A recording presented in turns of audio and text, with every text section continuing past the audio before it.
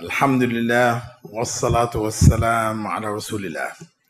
All praise is due to Allah, and may Allah's peace and blessings be on the last Prophet, Muhammad sallallahu alayhi wasallam. The topic, halal labels, clarity or insanity, was for me a bit of a surprise. I didn't choose the topic. It was chosen for me. But it's a topic from another perspective, which I have spoken about on a number of different occasions, addressing different aspects of the same topic.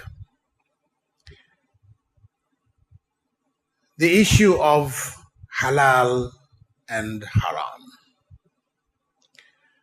Today, in virtually all of the stores that I've been here in Malaysia, I'm seeing the halal label and everything, from socks to shoes, shirts, it's become very popular to put that halal label on it.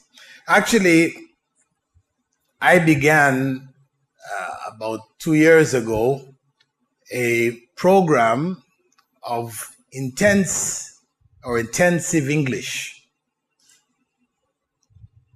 It was called the HELP program, H being halal, English language program.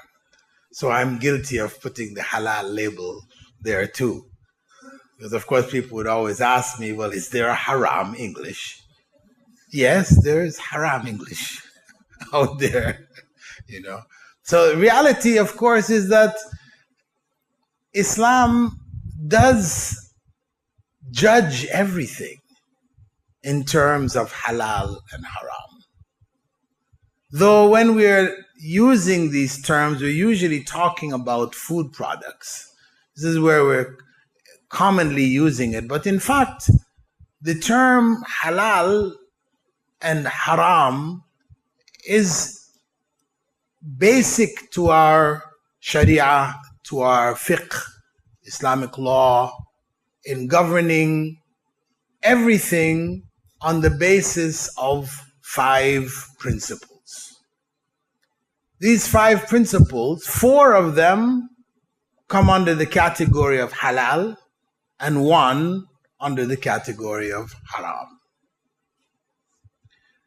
The 4 which are halal, I'm sure you've all heard about them. The first is wajib, or sometimes called fard. The second is mustahab, also called mandub, also called sunnah. The third is mubah, and the fourth is makruh. All of these are under the general heading of halal. They represent what is obligatory, what has been commanded by Allah and His Messenger, what has been recommended, what has not been commanded, recommended, disliked, or forbidden, but remain in a neutral category. Mubah. You can do it, not do it, no problem, there's no reward. It's just a neutral category. And then there is makruh, that which is disliked. Disliked not because the Prophet ﷺ personally disliked it, because there are things which he disliked which are not considered to be makruh. They were disliked because Allah had instructed the Messenger sallallahu alaihi wasallam to inform the ummah that these were among the things that would be better not done. In fact, you are rewarded if you don't do them, but there is no sin on you if you did.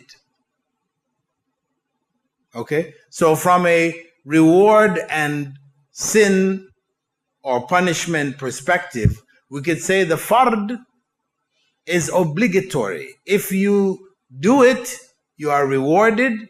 If you don't do it, you are in sin. The second, mustahab, if you do it, you are rewarded. If you don't do it, there is no sin. Mubah, if you do or you don't do it, zero, nothing, for or against you. But every mubah thing could be turned into something which is rewardable, and it is something which could be done in such a way that it becomes sinful, depending on intentions, when you do it, how you do it, where you do it. It can shift that category, that neutral category, into something which is in fact disliked or forbidden, etc. And then the last category, which is not from the halal, is the haram. It is what has been forbidden by Allah and His Messenger. Forbidden because there is harm in it. Not forbidden just to make life difficult for us. Because this is how it is sort of presented by some. In Islam, you hear people saying, in Islam, everything's haram. Everywhere you turn is haram, haram. It's just haram, haram. But this is not true at all. What is haram, what is forbidden, is a fraction. A fraction. What is halal is huge. So you find in the Quran that when Allah talks about the haram things, or the Prophet ﷺ, he speaks about the haram things, he identifies them specifically. Whereas when he talks about the halal, when Allah talks, or Prophet ﷺ talks, they would say everything other than that. That's huge. Everything other than that is halal. Just like the Garden of Eden. In the garden, there were many trees. It wasn't just one tree in the garden and Allah said, don't eat that from that tree. The garden was filled with trees. But only one tree was specified not to be eaten. And that is the symbol or symbolism of halal and haram. The symbolism of halal and haram. That the haram is only a fraction. Whereas the halal is many. For every haram thing, there are thousands of halal things. The only problem is Satan is busy. And Satan will whisper in your ear, as he whispered in the ear of Adam, you know that tree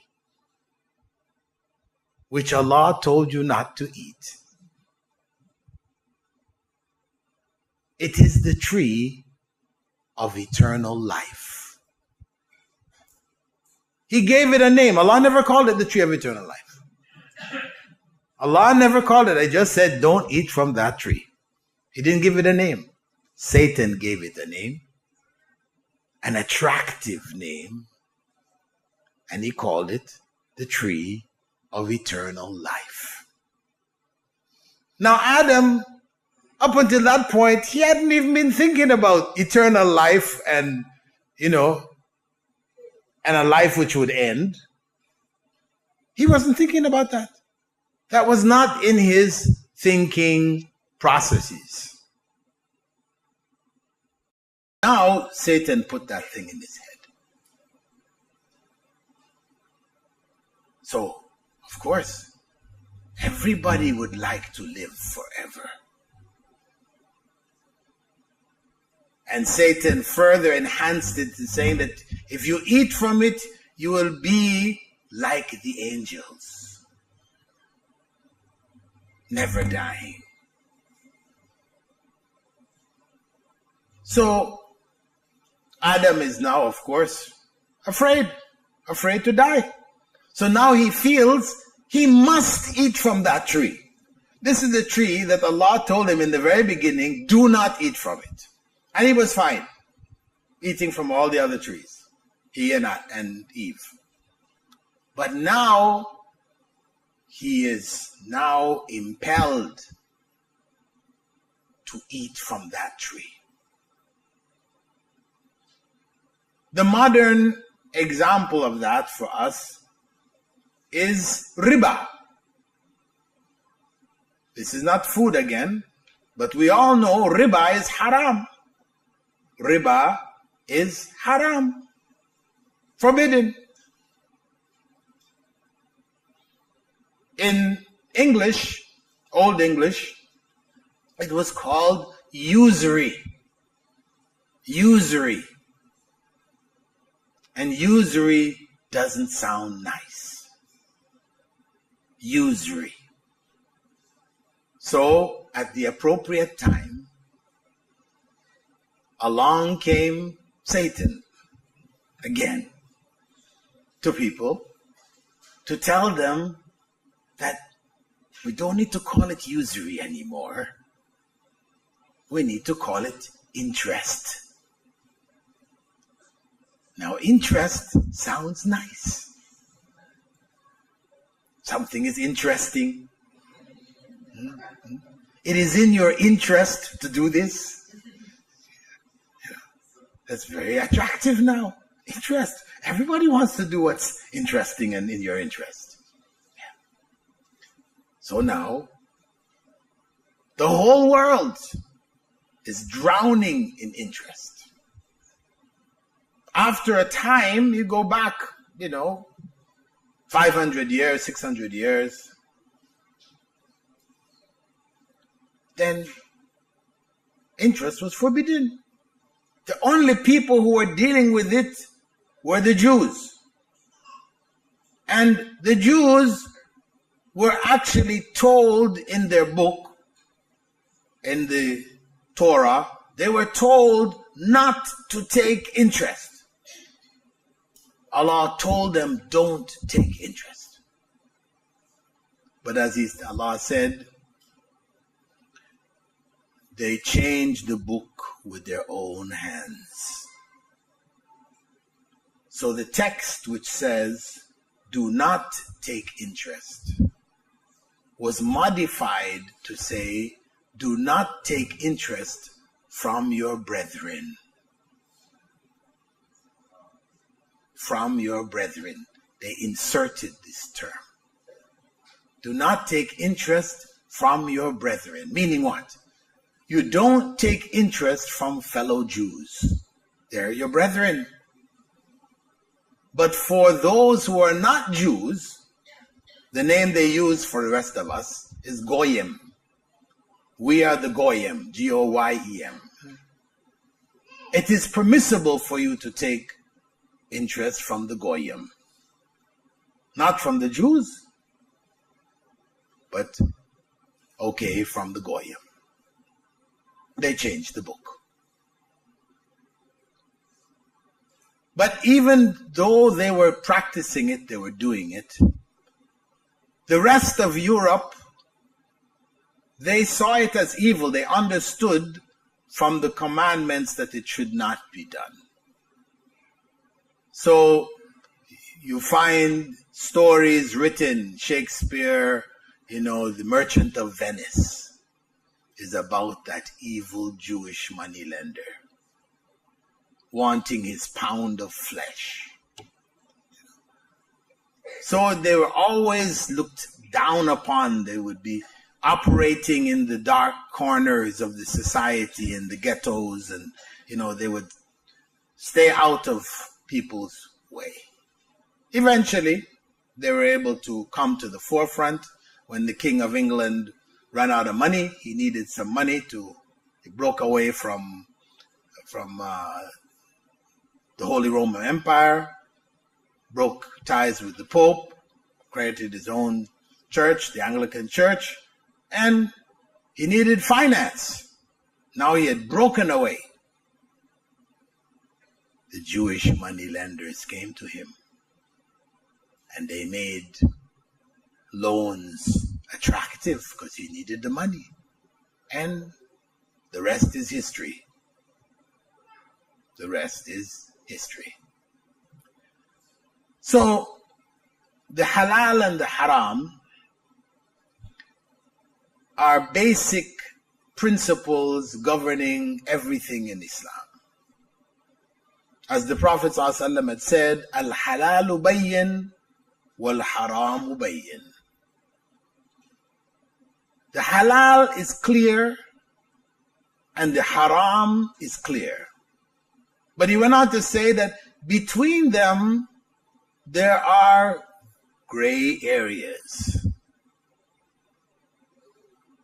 which are confusing for most people.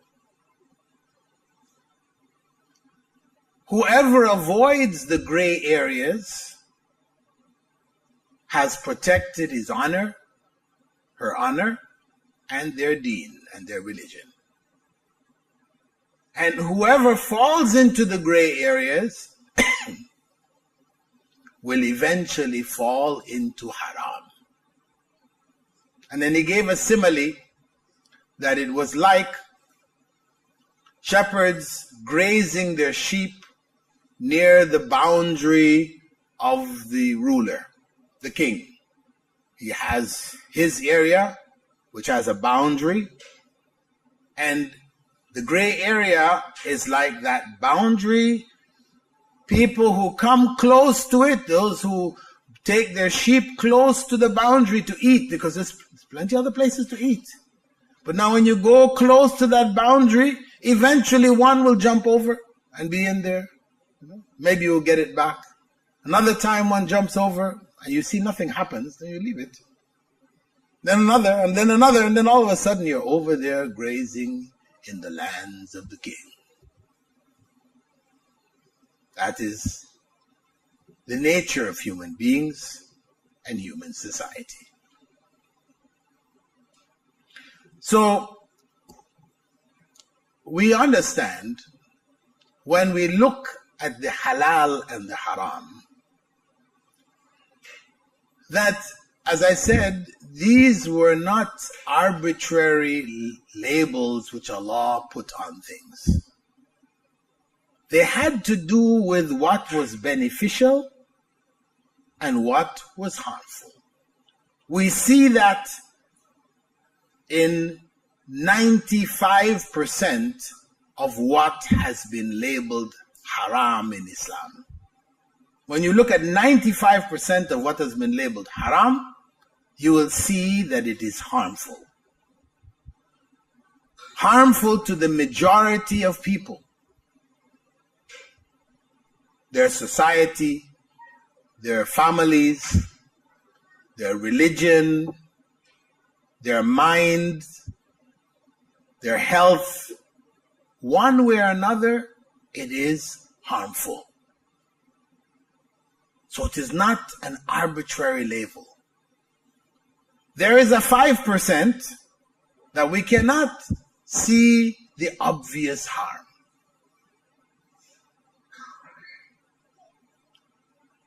So when people speak about pork, of course there are issues and people have raised things about pork, etc. You know, people think, oh, pork is nasty, it's this, it's that, the other. Well, let me tell you that I, as a non-Muslim, ate pork and it tasted good. It wasn't nasty. Maybe the pig on the farm is nasty, but when it comes as pork chops, it was tasting good. Okay.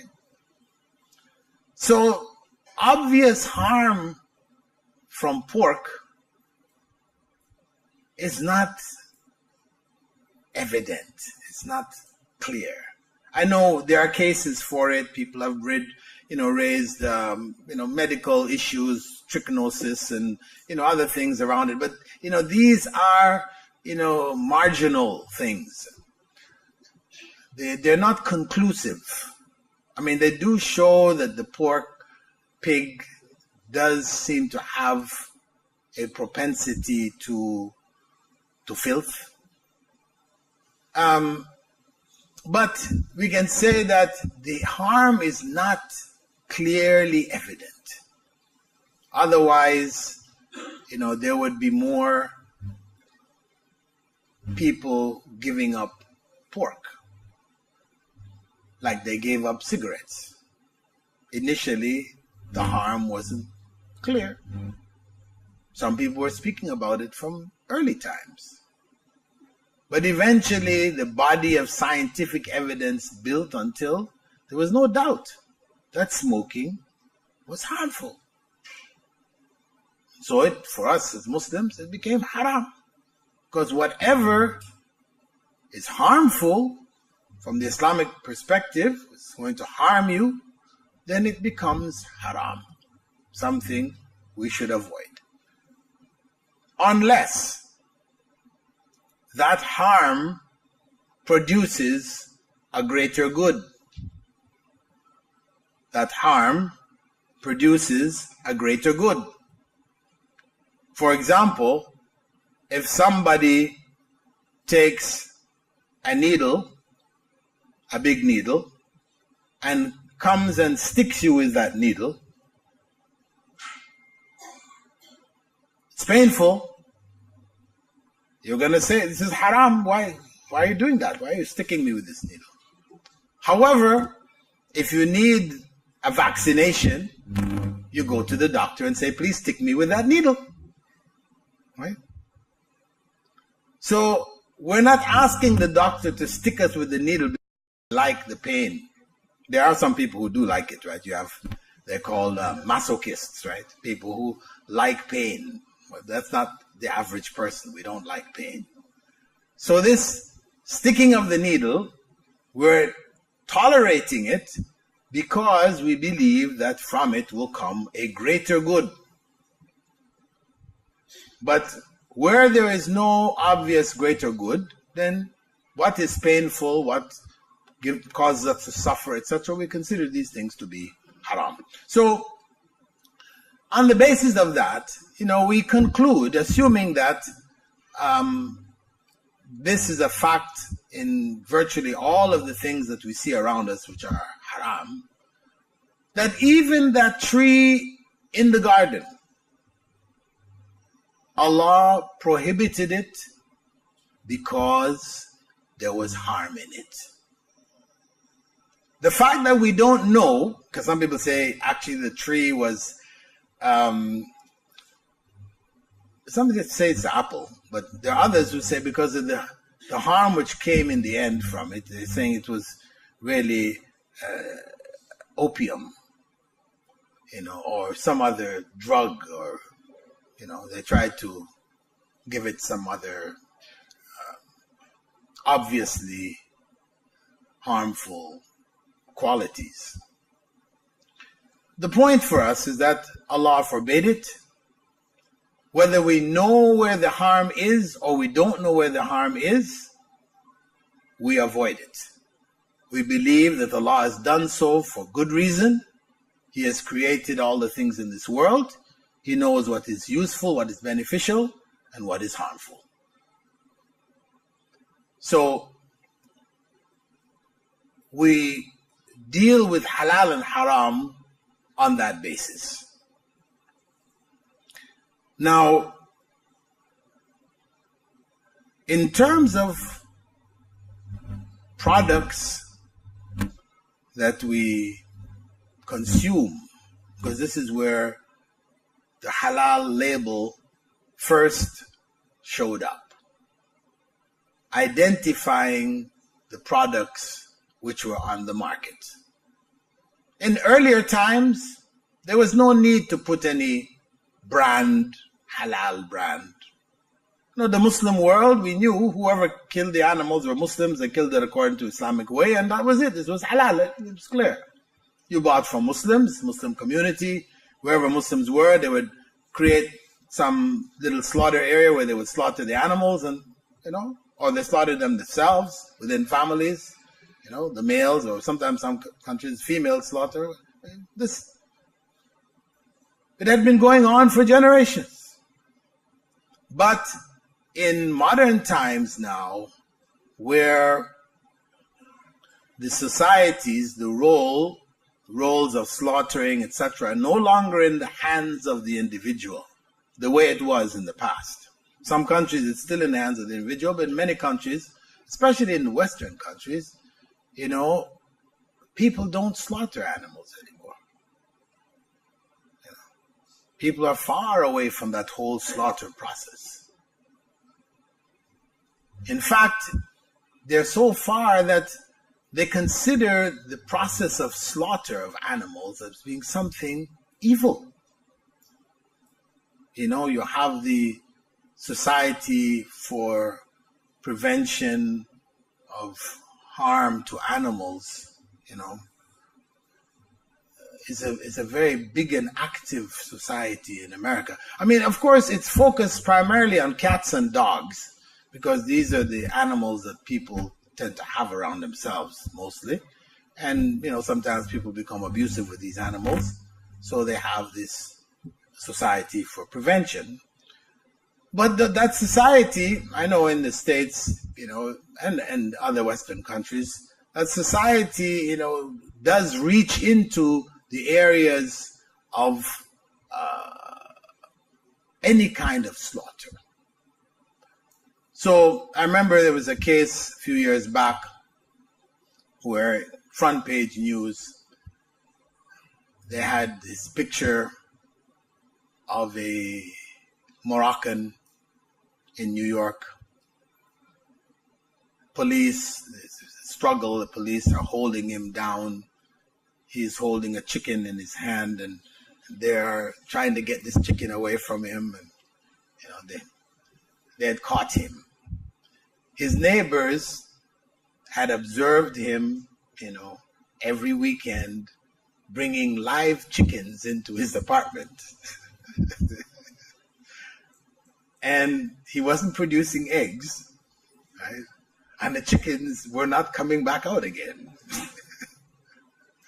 So they would hear the chickens at certain points squawking, and then silence. So they said, there's some terrible stuff going on there in his apartment. So they called the police. They timed it. When he came back with his chicken, took it to the house, and they timed it to the point where they know he's going to slaughter. He does it at regular times. So when he was about to slaughter, they broke in his door. Police came rushing in, and there he was, with his chicken, in the sink with his knife ready to cut the neck of the chicken. And they grabbed him, and they took their pictures. Here it is. Muslim slaughtering animals in the house, his apartment. And of course, their view is that, our method is so inhumane, taking a knife to the neck of the... Of course, not most people have never been to a slaughterhouse. They don't know what goes on in a slaughterhouse anyway, right? So, but the point is that the methods of slaughter, as we said, is no longer in the hands of the average person in the West. So now it became an issue for Muslims. Where is this meat coming from? Who slaughtered it? So initially, people tried to get some Muslims who would act like butchers. They would go to the slaughterhouse, they would kill the animals, and they bring it back for us. But when the communities got so big, it was no longer practical for them to be doing it anymore. So this issue of having a halal label became important. And, at the same time, this was like the 70s, going into 80s. At this time, oil is found in the Gulf, and, they became now prominent. They started to import, animals from across the world into the countries growing at a fast rate. It became important for them to know where these animals are coming from, these slaughtered animals, which were frozen or put in, different formats. They were sent, they're cooked. And so the halal industry was born. Some countries, saw in it business, a good opportunity, and the Malaysia became number one. They captured the market. They became basically the global hub for halal industry. In exporting pure Islamic products to Muslim countries, to European countries, to West, Muslim communities mainly in those countries, as well as to China. These are the main three areas that they are exporting to. And the technology was developed to be able to determine the products now, what were the contents, where did these contents come from? Actually, the people in the West, it was mainly people coming from India and Pakistan, who were very particular, about wanting to know where all of these elements, they had numbers, G33, and X this one, and P that, and where did these things come from? So they started doing research and checking into it, and then they start to write books. They put out these books which exposed what all these numbers meant. These ones which came originally from pork products and, animals which were not slaughtered Islamically. And, it reached a point where if you look at this book, basically you couldn't buy anything. You reached a point where you couldn't, it had a number, it had one of these numbers on it. You could hardly eat anything in the supermarkets anymore. The technology to be able to identify in the Gulf areas, they started to use it and to identify, where pork products were coming from, where they were coming. And they built up for the world this industry, which we call the halal industry. Some people were not trained. They just had an organization. They were the first one to get to the government. The government recognized them because they needed to get a sticker on these things, and they were giving stickers. Some of them were scientists who were doing this, on the other hand, but they didn't really have an in-depth knowledge of Sharia, so they were judging things merely on a chemical, etc. basis. And they were labeling also. And then there were some who were from Sharia bases, good, solid Sharia backgrounds, etc. But they didn't have science bases, biology, chemistry, etc.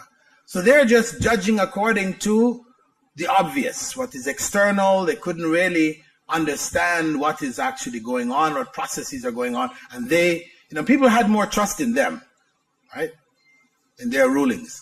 But eventually it became clear that the rulings were not accurate.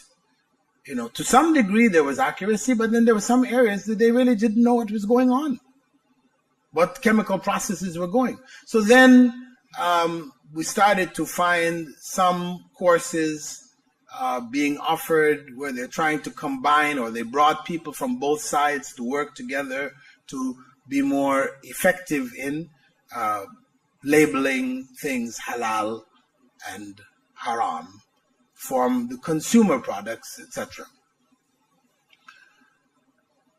And out of that, we have now, on a global basis, the halal industry with labels now which don't seem to end. We said now these labels have reached our shoes and socks and everything. We're seeing the halal label because it's now big business. It's big business. I mean, they said basically Muslims who represent about 25% of the world, right? That in 2013, of the world food market, 17% was halal, the halal labeled foods. And that was basically $1.1 trillion. You're talking about serious money here. And they expect by 2018 it will be $1.6 trillion. It's just growing in leaps and bounds. Alhamdulillah, my university, the Islamic Online University, we're in the process of developing a bachelor's in halal certification course, which will combine science and Sharia. All graduates will need to know biochemistry, they need to understand chemistry and biology and the processes involved, as well as be grounded in the Sharia, in the fiqh, usul al-fiqh, etc., to be able to make proper judgments. So we want to try to develop that because it's being done to some degree here, it's being done in Pakistan also, but the mass of the world, they don't have access to this information. So they're just relying on the local maulanas, molvis, sheikhs, whatever they said, whatever they thought, So you have so many different ideas out there, people contradicting each other, etc. So we're also not from the perspective of trying to, rake in some more money. We're not looking to try to make the money. That's where the money is, no, because the motto of the Islamic Online University is changing the nation through education. So it's about educating the ummah, not milking them. Anyway, the issues that might be worth looking at, where people commonly are confused, they are the issues that have to do with small amounts of haram in halal. I've spoken about this before. Small amounts of haram material in halal. Now, haram material, we have alcohol, we have blood, meat of pigs, the meat of carnivorous animals, which have been forbidden, birds of prey, which are also forbidden, animals which die of themselves, we call them carcasses also. So any food product or cosmetic product which uses elements of these are considered to be the haram areas for consumption, right? So this comes up in the issue of food, and it comes up also in the issue of cosmetics, etc.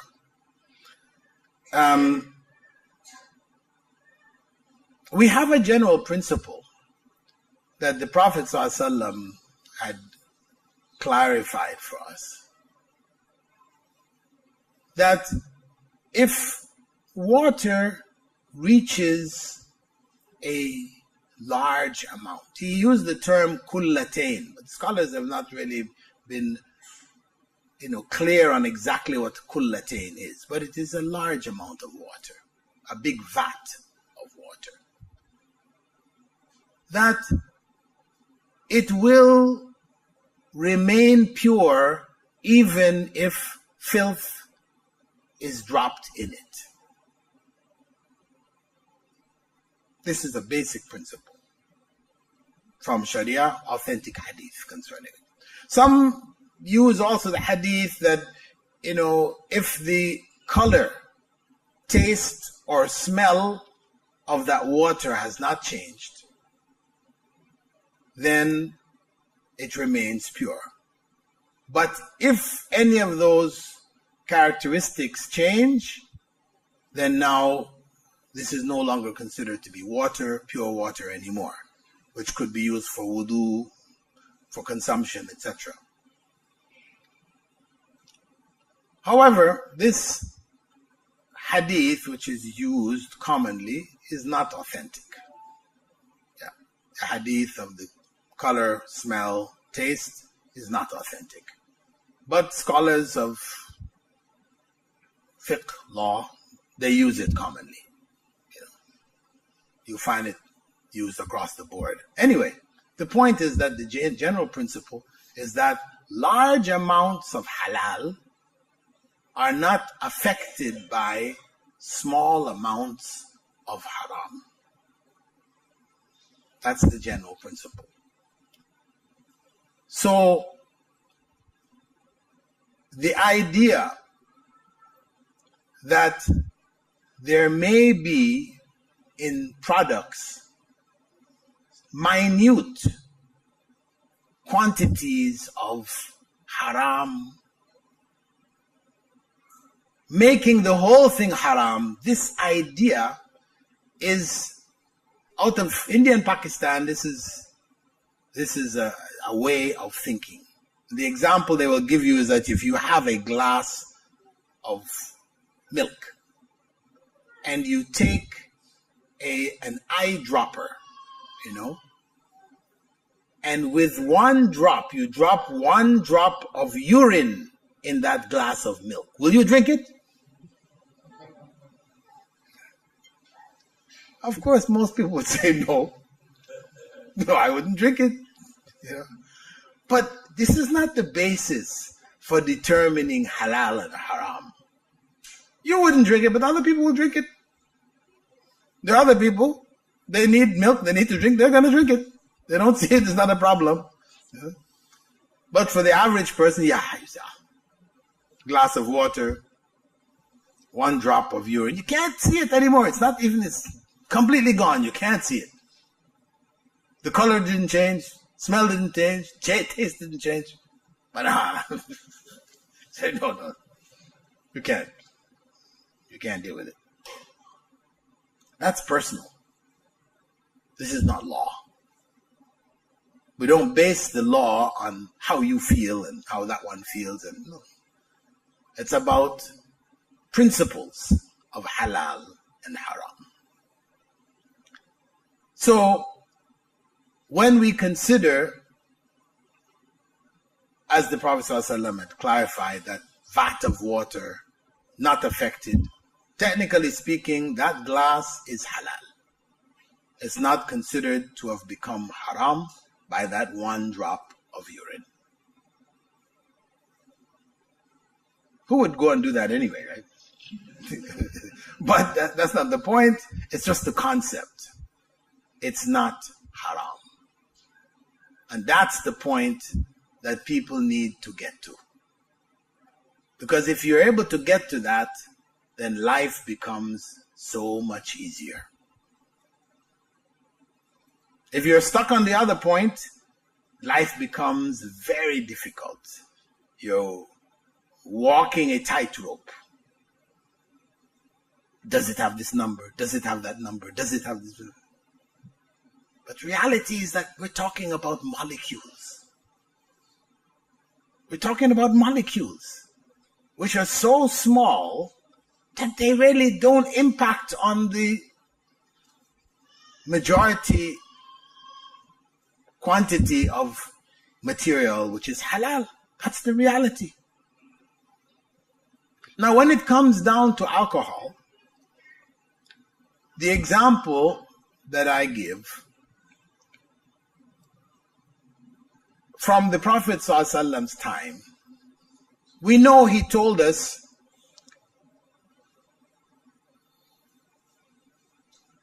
كل مسكر خمر وكل خمر حرام. Every intoxicant is khamr. We'll take that same label. This is the Islamic label for intoxicants.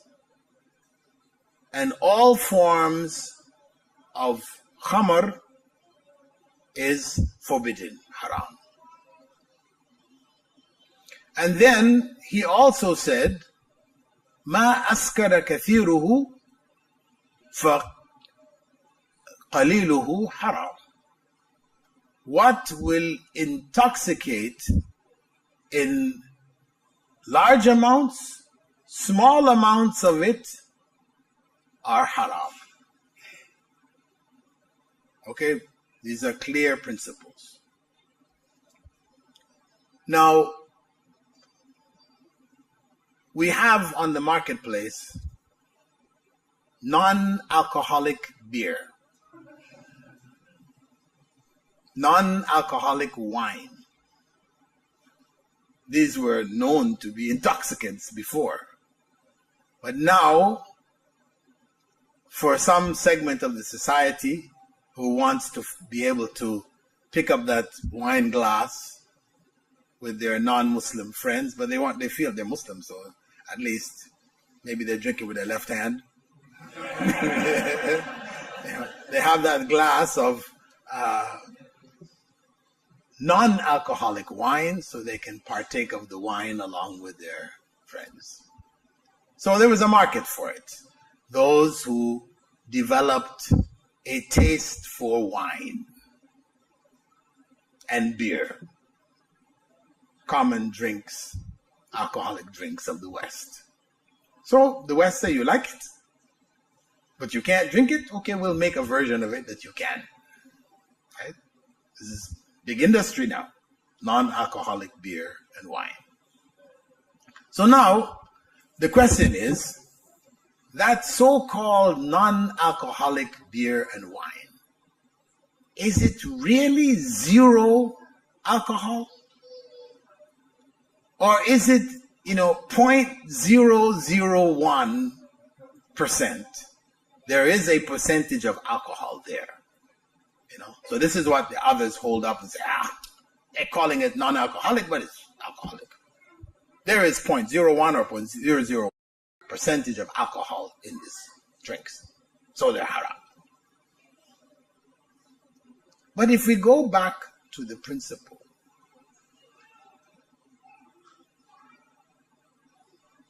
what will intoxicate you in large amounts is forbidden in small amounts. This is in reference to drinks and other products. That non-alcoholic beer, if you drank a gallon of it, would you become intoxicated? No, you would not. You would not be intoxicated. You would end up killing yourself before you are able to become intoxicated in any way, shape, or form from it. Yeah, that's what would happen. It will not intoxicate you. And in reality, in yogurt, if you go and check chemically, you will find there is a percentage of alcohol in yogurt. Yeah. In yogurt. And we're all eating yogurt. Yeah. And in Sahih Bukhari, the Sahaba came to the Prophet ﷺ and they asked him about the drinks that they were drinking, called nabidh. So they wanted him to give a ruling to these drinks that they had.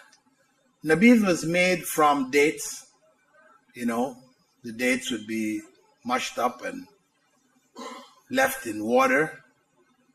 And after a day, bubbles would start to form.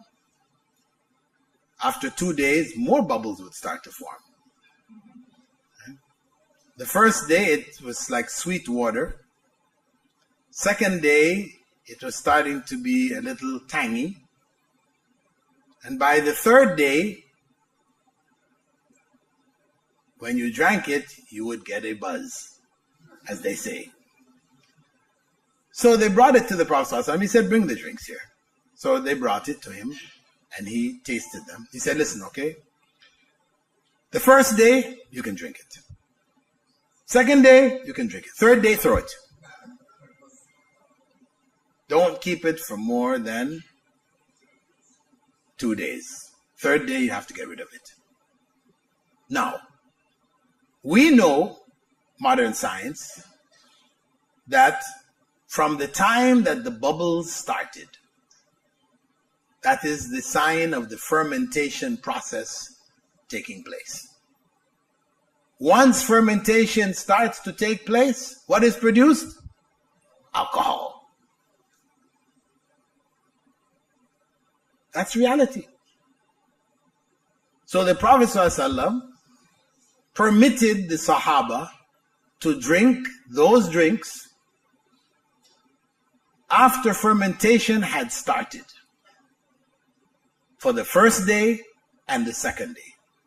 By the third day, when it reached a point where if they drank enough of it, they could get intoxicated, then he told them, get rid of it.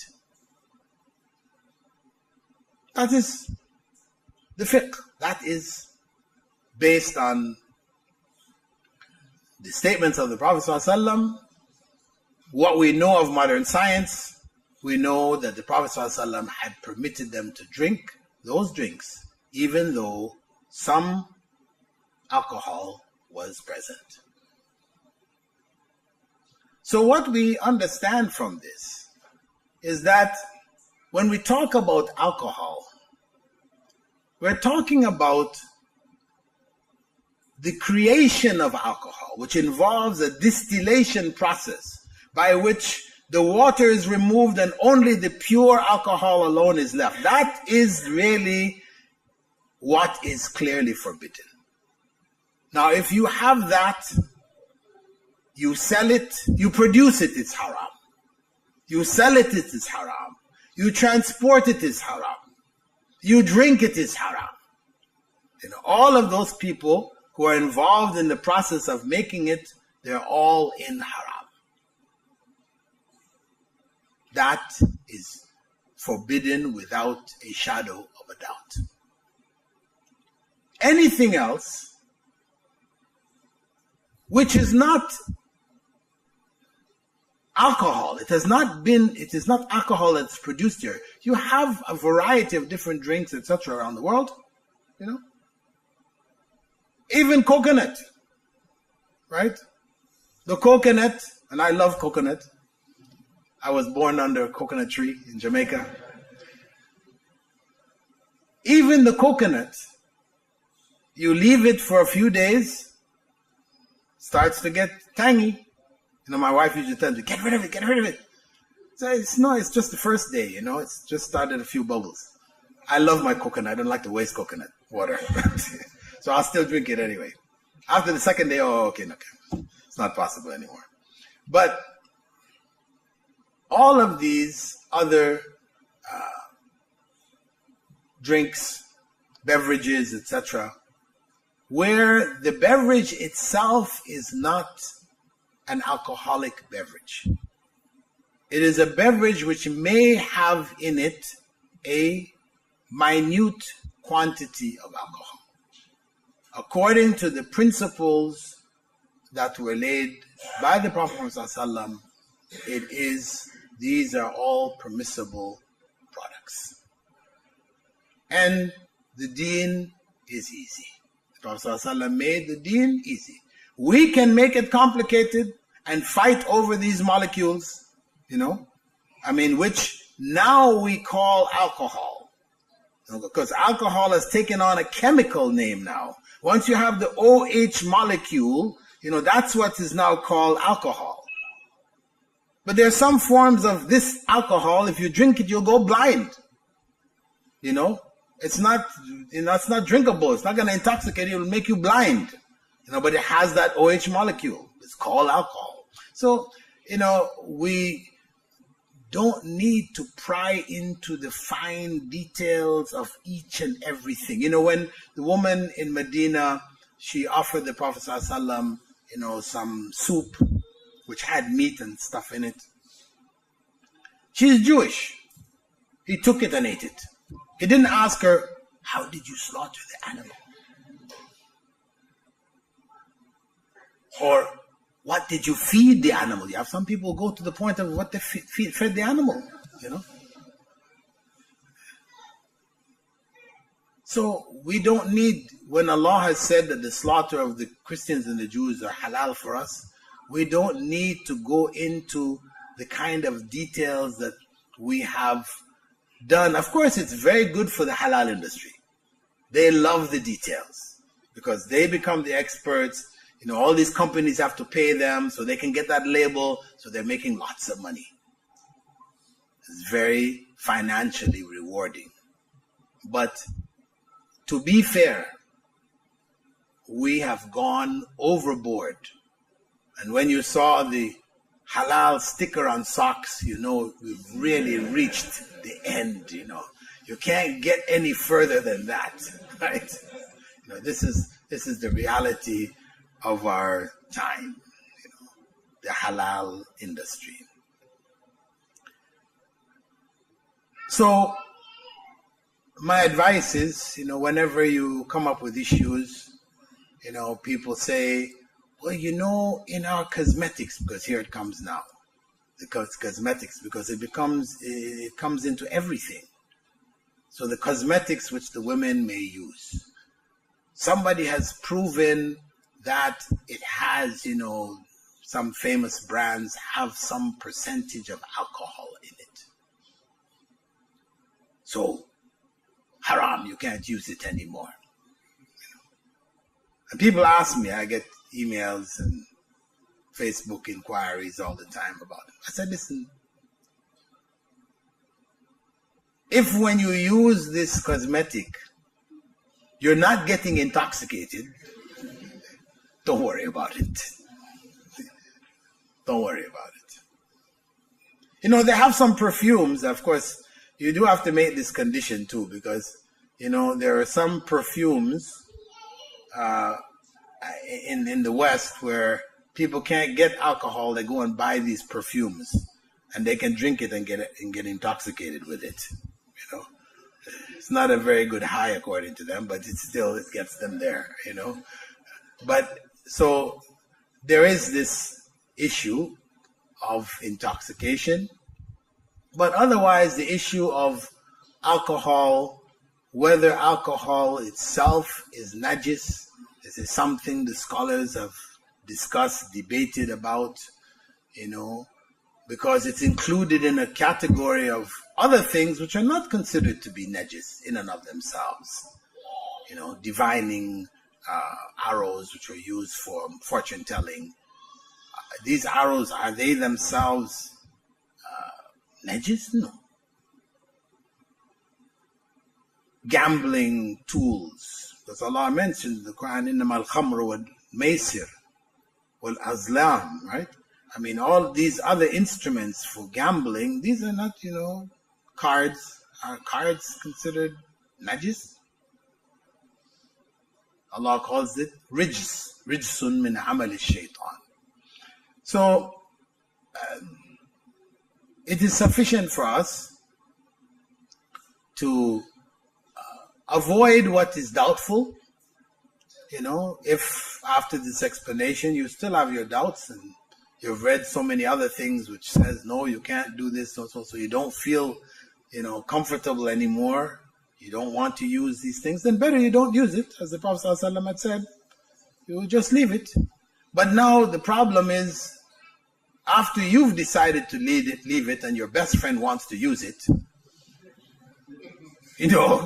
then you're going to pester her and pester him and be on him all the time, making life difficult for him till eventually he gives it up just to stop hearing from you. Right? No, we don't need to do that. It's a personal choice you want to make. There's difference of the scholars with regards to it. It's not a clear point anymore. If what you felt comfortable with, then you can go with it. If you have a doubt, then you go and find out. What is clearly in the haram categories, then of course we have to avoid them. And what is in the molecular tables, we can ignore them and live with peace of mind, inshallah. And in the end, if we ask ourselves, why did Allah make halal and haram?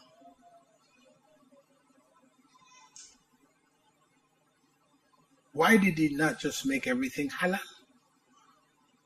It couldn't be everything haram, because then we wouldn't be able to survive, right? So the only option is everything halal. Why didn't He just make everything halal? Then we wouldn't have to be bothering about all of this. The reality is that this is a part of the test of this life. It's a test of faith, of commitment, love of Allah, trust in Allah, all of the higher qualities and characteristics which raise the human being from being an animal. We are and have an animal side, but Allah has given us other capacities that these tests of halal and haram bring out in us the better.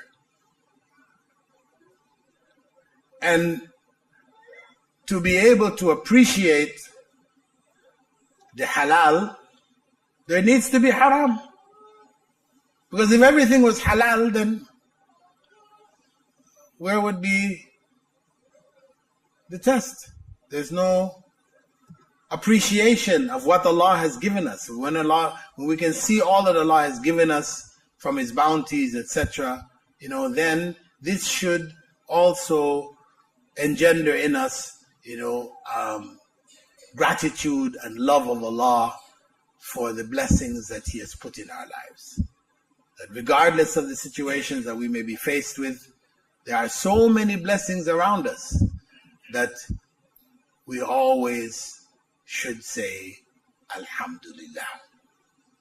Alhamdulillah, all thanks, all gratitude, all praise is due to Allah, should be the heartbeat of our lives. And with that understanding, our lives will find peace, tranquility, and purpose. So Allah did not make halal and haram just to make life difficult for human beings. For the animals, there's no halal and haram.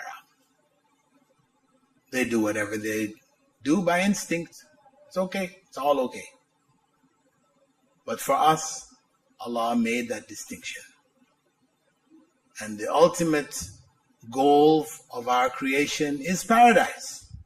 We were created to worship Allah, but to worship Him in order to get to paradise. That is the ultimate goal. And these tests, the tests of halal and haram, they bring out the higher qualities, characteristics, human characteristics, which if we are able to develop them, we earn our way to paradise through them. And through the mercy of Allah subhanahu wa ta'ala, of course, which encompasses all of His creatures. I'm going to stop here. Halal labels. Clarity or insanity.